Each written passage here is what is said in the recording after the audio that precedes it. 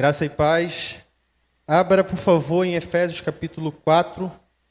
Hoje nós estamos nesta carta de Paulo.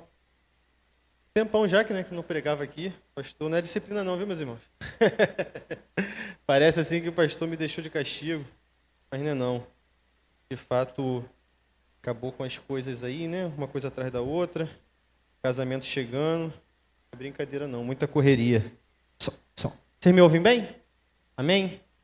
Eu troco ali o microfone.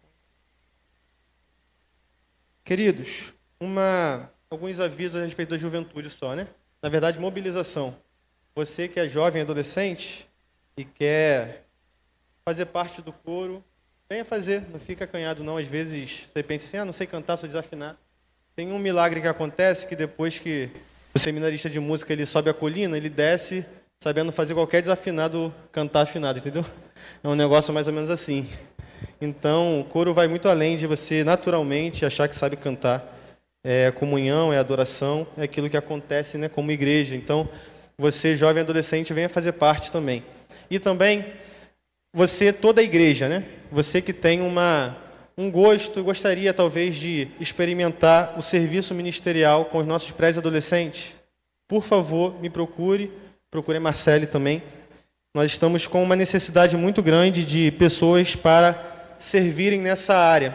Então, você que gostaria, talvez, de experimentar, de servir nessa área, se dedicar a isso, é um serviço, meus irmãos, é ministério. Então, me procure a Marcele também, para que você possa saber melhor, para também participar disso que tem acontecido em nossa igreja, que é o serviço e o cuidado para com os pré-adolescentes da nossa igreja. Amém? Efésios capítulo 4, verso 1, diz assim a palavra do Senhor. Como prisioneiro do Senhor, rogo-lhes que vivam de maneira digna, santa, digna da vocação que receberam. Sejam completamente humildes e dóceis, e sejam pacientes, suportando uns aos outros com amor. Façam todo o esforço para conservar a unidade do Espírito pelo vínculo da paz. Há um só corpo e um só Espírito. Assim como a esperança para a qual vocês foram chamados é uma só. Há um só Senhor, uma só fé, um só batismo, um só Deus e Pai de todos, que é sobre todos, por meio de todos e em todos. E a cada um de nós foi concedida a graça conforme a medida repartida por Cristo. Por isso é que foi dito, quando ele subiu em triunfo às alturas, levou cativos muitos prisioneiros e deu dons aos homens. Que significa ele subiu, senão que também havia descido às profundezas da terra. Aquele que desceu é o mesmo que subiu acima de todos os céus, a fim de encher todas as coisas. Verso 11. E ele designou alguns para apóstolos, outros para profetas, outros para evangelistas e outros para pastores e mestres, com o fim de preparar os santos para a obra do ministério, para que o corpo de Cristo seja edificado. Verso 13. Até que todos alcancemos a unidade da fé e do conhecimento do Filho de Deus e cheguemos à maturidade, atingindo a medida da plenitude de Cristo. O propósito é que não sejamos mais como crianças, levados de um lado para outro pelas ondas, nem jogados para cá e para lá por todo vento de doutrina e pela astúcia e esperteza de homens que induzem ao erro. Antes, seguindo a verdade em amor, crescemos em tudo naquele que é a cabeça, Cristo. Verso 16. Dele, todo o corpo, ajustado e unido pelo Espírito de todas as juntas, cresce e edifica-se a si mesmo em amor, na medida em que cada parte realiza a sua função. Curva a sua cabeça, feche seus olhos, vamos orar. Santo Deus, eu rogo a Ti, Pai, que o Senhor venha falar aos nossos corações, Deus. E que sejamos aqui, Pai, edificados no Senhor. E que tenhamos, ó Pai, nesse momento, um tempo de aprendizado da Tua Palavra, Pai. Um tempo de rendição à Tua Palavra, ao Teu Evangelho. e que, sendo edificados no Senhor, sejamos, ó Pai, verdadeiramente conformados à imagem de Jesus, seu Filho, verdadeiramente lapidados à plenitude do conhecimento de Cristo, como diz aqui a Tua palavra. E eu te rogo, Senhor, que o Senhor venha falar aos nossos corações, Pai. Que o Senhor nos quebre por inteiro para verdadeiramente nos reconstruir a partir daquilo que o Senhor tem para nós. Obrigado, Deus, por tudo que já tem acontecido neste dia, desde de manhã, onde fomos também edificados e abençoados. Agora também à noite, Pai, onde a igreja se reúne em oração, se reúne em adoração a Ti, e que juntos, ó Pai, tenhamos a unidade como a regra de fé estabelecida para nós como igreja. Eu peço a Ti, Senhor, que o Senhor venha falar aos nossos corações, através de mim, que sou pobre pecador, um servo, Pai, que verdadeiramente está aqui simplesmente para falar aquilo que o Senhor tem a dizer. Em nome de Jesus. Amém e amém. Queridos, esse livro, a carta de Paulo aos Efésios, né? A igreja de Éfeso é uma carta que ela tem um valor único, assim como cada texto, né? Ele tem as suas ênfases únicas, particulares. Mas a igreja de Éfeso, né, recebe verdadeiramente uma carta, um escrito, que essa singeleza, né, essa singularidade que é marcada aqui, vai justamente se dar, né, justamente devido ao fato de que nessa carta o apóstolo Paulo se dedica a ensiná-los diretamente o que é verdadeiramente ser uma igreja. E o que implica, quais são as implicações de ser igreja na vida de um crente e na experiência comunitária que esse conjunto de crentes passam a vivenciar e experimentar a partir do momento que são essa verdadeira igreja do Senhor. Uma fala que sempre vem ao meu coração, a partir disso, que me lembra uma aula que tinha no seminário, que tive no seminário com um professor lendário nos batistas, né? Professor Carlos P. Novaes, pastor da Igreja Batista Barão da Taquara. Ele, creio eu, pela ênfase que ele dizia essa afirmação que vou dizer para vocês agora, creio eu que ele falava essa frase continuamente, em diversos momentos e variados momentos, porque parecia ser algo que ele acreditava muito, entende? Que era a seguinte: de que nem toda igreja localizada, ou seja, igreja local, ela é de fato uma igreja. Ou seja, porque Deus ele inaugura, na verdade, um conceito de igreja. A partir do momento que a igreja se aproxima verdadeiramente desse conceito de igreja, logo sim ela é o quê? Uma igreja. Não basta ter cadeiras, microfones, bons instrumentos, bons instrumentistas. Não basta ter um orador razoável, proferindo homilias e sermões. Não basta ter toda uma estrutura que pareça ser de uma igreja, para ser verdadeiramente uma igreja. Consegue compreender? É que nem aquela afirmação que você certamente já ouviu, que talvez num tempo em que você não havia se rendido ao Evangelho, te trouxe certa reflexão, e também essa mesma afirmação que você pode um dia ter falado a alguém, ou como uma reflexão para você e para as pessoas que estão com você, a qual é que nem todo filho de crente é crente, né? Você certamente ouviu isso, eu ouvi isso diversas vezes. E até o tempo da conversão, até antes de verdadeiramente me render ao Evangelho, essa afirmação vinha, como assim, né? O que eu tenho que fazer então para verdadeiramente ser crente? O que falta para eu verdadeiramente ser quase igual ao meu pai e à minha mãe, filho de crente, entende? É mais ou menos isso. E depois de convertido ao Evangelho, essa frase, essa afirmação, passa a ser também quase que uma, olha só, vê como está a tua vida, viu? Porque você diz ser crente, diz ter uma experiência verdadeira com Jesus. Vê como está a sua vida, viu? É mais ou menos isso. É ou não é assim? Vê lá como está a sua vida, viu? É dessa forma. E a carta a essa igreja, ela é fundamentada teoricamente no capítulo 1, no capítulo 2, onde é descrito o que é essa nova vida em Cristo, onde você tem essa nova vida, outro tem essa nova vida, aí um outro lá tem uma nova vida em Cristo e outro tem uma nova vida, e esse conjunto de pessoas forma aquilo que nós entendemos e compreendemos como sendo o quê? A igreja. Por isso aquela frase, né, também muito conhecida, mas aí eu vou dizer que é uma inverdade. Eu sou igreja. Isso aí não é bem assim. Por quê? Você não é igreja sozinho.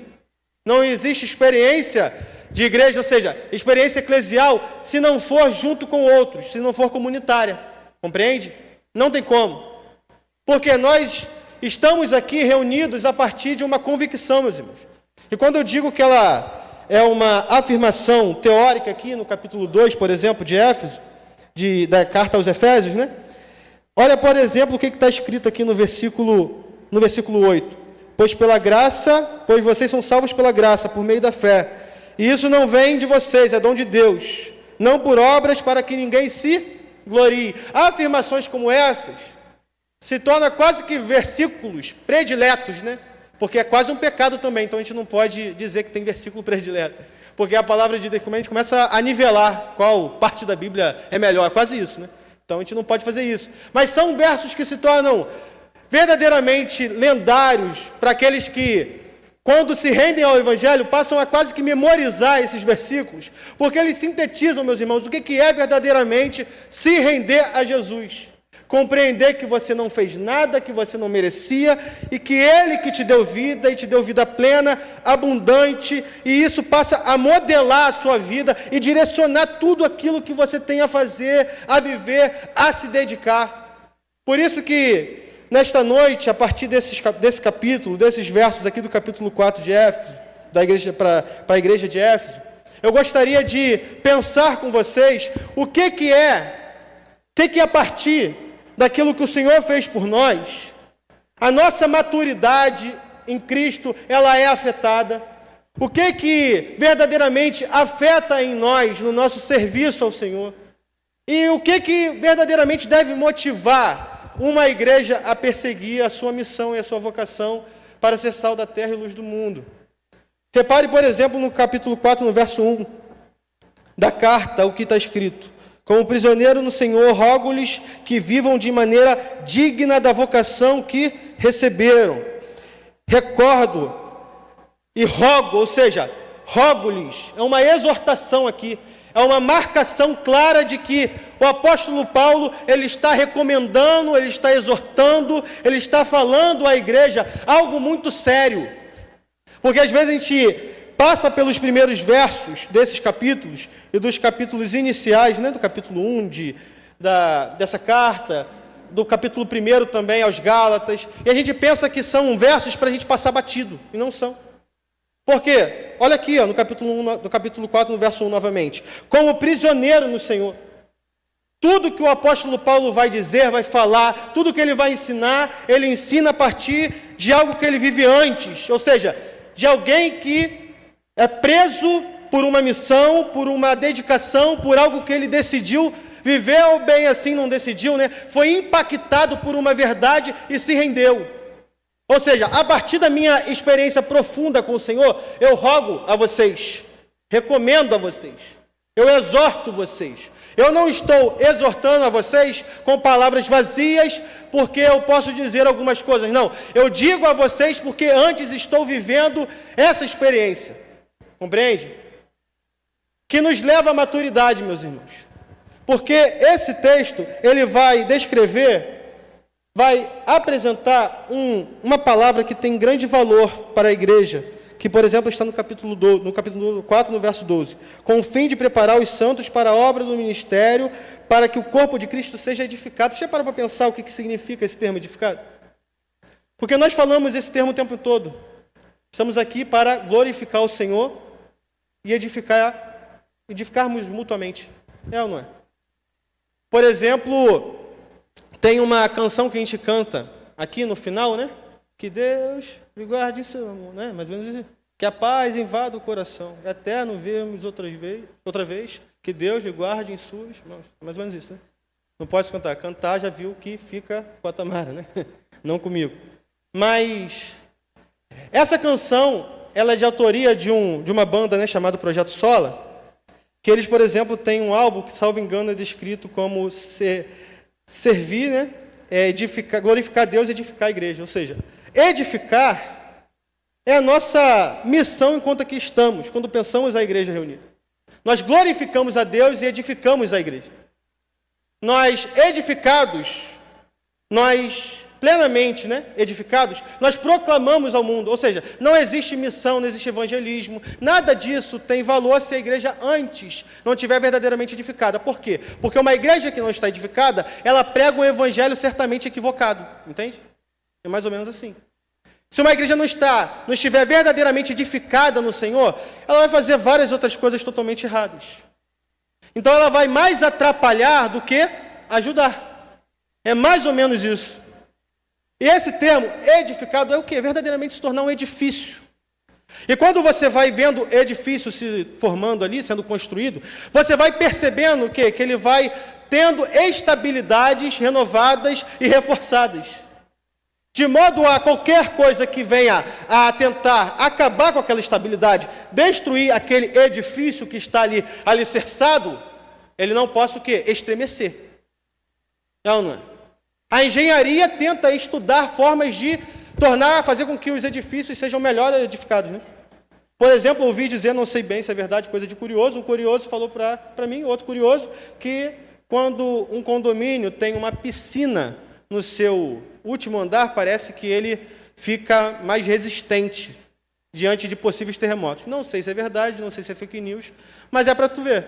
O quê? As pessoas sempre pensam em associar coisas à estabilidade quando se pensa em construção civil. Exemplo. O sonho de todo mundo, meu irmão e minha irmã, é ter uma vida tranquila, estável. A não ser se você for muito problemático. Não é? Todo mundo quer ter uma vida tranquila. Ou seja, edificada, em termos geral. A igreja, ela tem que procurar ser edificada. Você vai construir uma casa do zero, meu irmão, por exemplo, está construindo. Você, antes de pensar na cuba que você vai comprar, na pedra de mármore, que talvez dê dinheiro para comprar, possivelmente não vai dar. Então, talvez, uma das últimas coisas, você vai pensar numa pedrinha de mármore lá para você colocar. Entendeu? Depois de tudo que você vai pensar lá, em qual parte, em qual revestimento você vai utilizar, ou não. Antes de tudo, você coloca o quê? Um alicerce. Para que esse alicerce venha estruturar a casa de tal modo que ela consiga ficar edificada. Consegue entender? Edificalizar uma casa, mais ou menos isso, inventando uma palavra agora, que possivelmente não exista. Ou seja, é tentar dar uma estrutura de modo que a casa ela fique inabalável. Pode passar ventos, pode passar terremotos, aí não dá para brincar, mas pode passar uma chuva muito forte que a casa vai ficar lá. Consegue entender?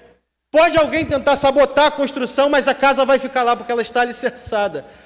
É mais ou menos assim que deve funcionar a igreja. Ou melhor dizendo, muito além. Porque a igreja ela deve ser edificada, ou seja, caminhando para a verdadeira maturidade. Quando ela consegue compreender, por exemplo, que problemas devem ser resolvidos, conversas difíceis precisam ser feitas também. Que situações complicadas precisam sentar para conversar. Porque a igreja é edificada. Porque não deve ter problema de você chegar para mim e falar, olha só, Júnior, tem algo a pontuar a esse respeito aqui, porque eu vi e achei estranho. Isso é coisa de crente maduro. Entende? O objetivo de todo crente tem que ser um crente maduro. Porque um crente que não é um crente maturo, meus irmãos, ele provoca um mal à igreja que é inexplicável, meus irmãos. Porque perceba bem o que o texto vai dizer aqui no verso 3 do capítulo 4. Façam todo o esforço para conservar a unidade do Espírito pelo vínculo da paz. Por quê, meu irmão? Porque todo crente que não é maduro na fé ou que não reconhece que está em processo de amadurecimento, ele promove um mal muito grande, como, por exemplo, de fofocas, dissensões, divisões. E tudo isso que ele vai provocando, ele vai promovendo, isso vai contra não a uma pessoa, não a um líder. Meus irmãos, isso é quase que uma blasfêmia. Perceba o verso 3. Façam todo o esforço para conservar a unidade do Espírito. Ele vai contra a ação do Espírito, meus irmãos. Consegue entender? O camarada que se esforça para promover desunião na igreja, o camarada que se esforça para criar fofoca na igreja, começa a pensar, né? Tem uns que são assim, ele sai, ele começa, vou fazer isso, vou fazer aquilo, começa a maquinar como vai, sabe, minar a igreja, e ele não percebe, não se dá conta, que ele não está indo contra uma pessoa, ele não está indo contra alguém que está ali servindo, ele não está indo contra uma ação que está sendo realizada na igreja, ele está indo contra, meu irmão e minha irmã, a ação do Espírito. Ih, meu irmão, Espírito, você sabe bem, é Deus, viu? E contra Deus não é recomendável, não. Lembra do relato da queda? Não é comer de fruto, é querer ser Deus. Vocês, como Deus, serão conhecedores do bem e do mal. É querer ser Deus, é querer sentar na mesa de Deus, na cadeira de Deus, puxar a cadeira do Senhor e sentar. Olha isso aqui, agora, a partir de agora, eu sou Deus, conheço o bem e o mal. Quando o ser humano ele quer ser Deus, sentar na cadeira de Deus, ele simplesmente surgiu a queda. O maior mal da humanidade, entendeu? As pessoas tentam descrever qual é o maior mal do século, qual é o maior mal do século passado, do século retrasado. Espera aí, o maior mal da humanidade é a queda, que começou, surgiu a partir do homem, da mulher querendo ser Deus. Entende? Ou seja, ir contra Deus. Ir contra a ação do Espírito. Ou seja, a igreja, ela deve buscar um verdadeiro amadurecimento, não porque ela gosta de estar com alguém, não porque ela gosta do Geraldinho, gosta do Júnior, gosta do Enil. Não. Não é porque gosta da Luciana, da Priscila. Não é porque a Tamara canta muito bem, meu amor. Entendeu? Não é por causa disso.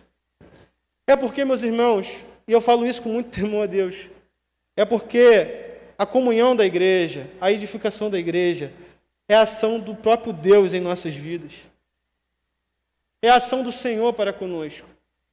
E repare, por sinal, além do versículo 1, o que está no verso 2, algumas verdades a respeito disso. Sejam completamente humildes e dóceis, e sejam pacientes, suportando uns aos outros com amor. Por quê? Você vai suportando? Não é como a gente pensa assim, suportar, no sentido de não aguento mais essa pessoa, não. É de fato suportar as cargas uns dos outros. É conseguir ir além, né? Eu fui até esse lugar, eu aguentei confortavelmente estar aqui. Mais do que isso, eu estou suportando, eu estou indo além. A galera que gosta de malhar aí, né? Os jovens aí, que gostam de estar sempre na academia. Aí, Júnior? Galera que gosta de malhar. É no último exercício pegar e botar um peso a mais, porque você tem que suportar. Porque se você não suportar esse peso, você vai continuar com um bracinho pequeno que nem o meu, entende? Você só vai conseguir calcificar, sabe, o teu corpo, né? Você só vai conseguir melhorar lá no seu desenvolvimento. É ou não é, Vinícius aí? O nosso outro camarada aqui, que é um entusiasta da galera cuidar do corpo. Entende? Só vai conseguir ir além quando você coloca o peso a mais, ou aumenta as repetições. Aí depois vocês vêm com eles, se eu estou falando certo mesmo, você tem que corrigir depois, aí já é com eles. Aí vai lá na academia e resolve. Ou seja, suportar tem a ver com isso. É ir além. É reconhecer que chegou a tal lugar que está confortável. Mais do que isso, você não cede e joga fora. Não. Mais do que isso, você continua o quê? Suportando. Porque é suportando que a ação do Espírito se realiza e se manifesta na igreja. É suportando que nós vivenciamos plenamente, meus irmãos, um modo de viver que deve estar de acordo com a nossa vocação, chamados para fazer, que está no verso 1, como prisioneiro do Senhor, rogo-lhes que vivam de maneira digna da vocação. Como que vocês vão viver de modo digno da vocação? Sejam completamente humildes e dóceis, sejam pacientes, suportando uns aos outros com amor, ou seja, amando. A igreja, ela é chamada para viver em amor, porque o nosso serviço sem amor, meus irmãos, é um serviço que não tem nenhum tipo de valor longevo, é um serviço que se esvai, porque nós podemos alcançar pessoas, e as pessoas vão chegar até aqui, vão perceber que não há amabilidade nenhuma, e não vai ter motivo para ficar. A igreja edificada no Senhor, unida no Senhor, é uma igreja que entende que o seu modo de viver, ela deve legitimar o nosso serviço. Não dá para querer pregar e não falar com os irmãos, não ter harmonia com os irmãos, união com os irmãos. Não dá, porque não é legítimo. Repare agora também no verso 4 novamente, o que está escrito: há um só corpo e um só Espírito, assim como a esperança para a qual vocês foram chamados é uma só. O nosso serviço, assim como a comunhão que eu acabei de descrever aqui, é uma ação feita pelo próprio Espírito Santo de Deus. Nosso serviço.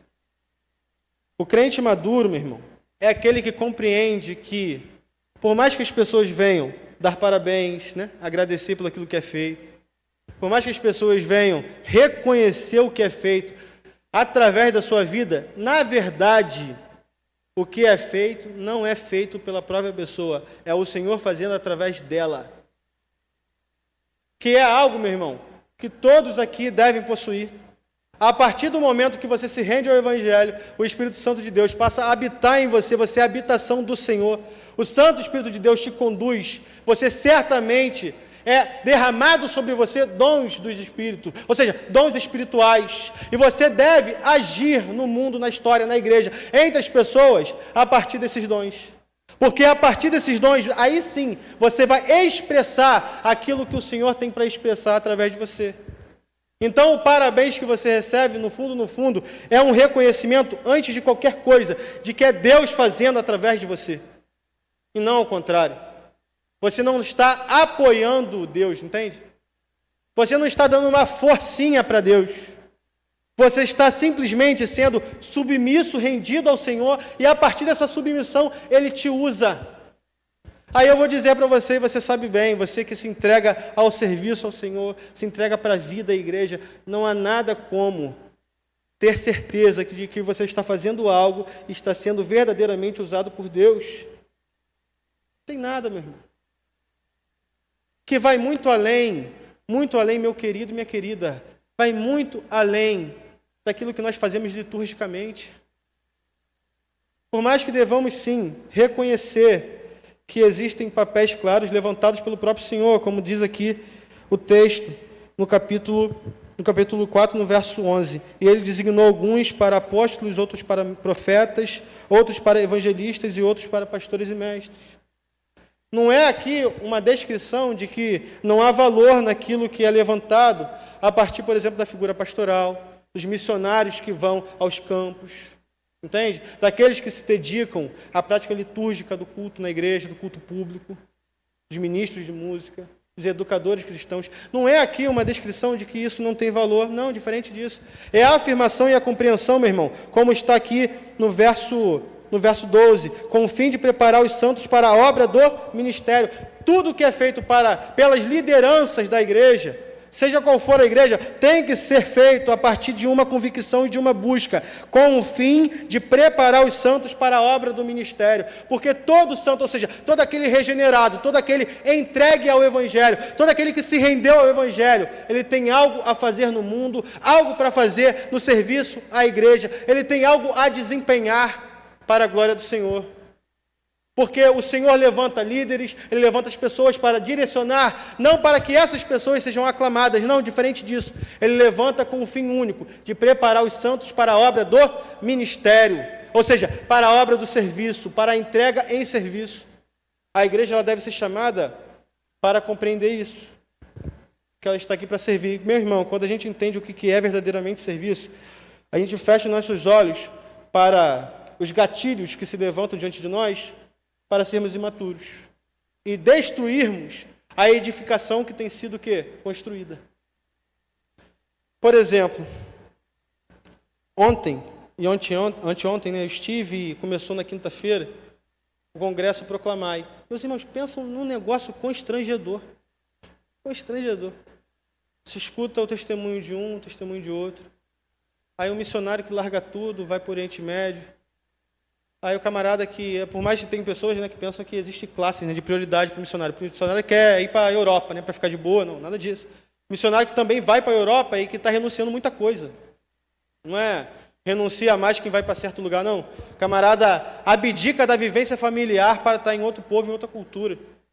Até o sotaque ele vai adquirindo, né? Por exemplo, o missionário brasileiro que está lá em Portugal, Alci, ele dando testemunho lá, participando lá de uma roda que estava tendo lá de discussão, a partir dos temas que estava existindo, o camarada parecia um português falando.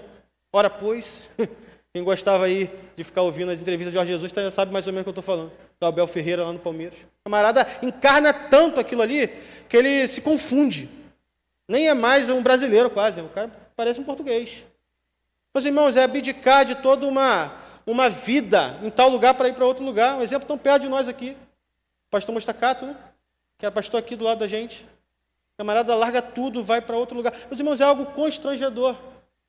E eu verdadeiramente compreendo que existem chamados específicos para certas pessoas para se desprender de um lugar e ir para outro. Por exemplo, eu não posso ir para um lugar que Deus não está me chamando para ir. Eu não posso perder tempo com coisas que Deus não tem para mim. Eu compreendo verdadeiramente isso. Mas o quanto que histórias de pessoas rendidas ao Evangelho e ao serviço do ministério nos impacta profundamente, porque largam tudo que está aqui, dando estabilidade, dando vida contínua, dando cotidiano na vida, e simplesmente vai servir, vai amar pessoas, vai se dedicar ao ministério, vai fazer aquilo que o Senhor chamou para fazer. São pessoas que vivem isso. E a grande verdade é que você é chamado para viver isso aqui, aonde você está. Porque aonde você está, onde Deus te colocou para verdadeiramente abençoar pessoas, abençoar vidas. E com isso, apresentar verdadeiramente o Evangelho, que deve ser o único motivo e motivação para a nossa vida. É isso. É compreender que Deus tem algo em você, para você, e a partir dessa convicção, você segue, meu irmão.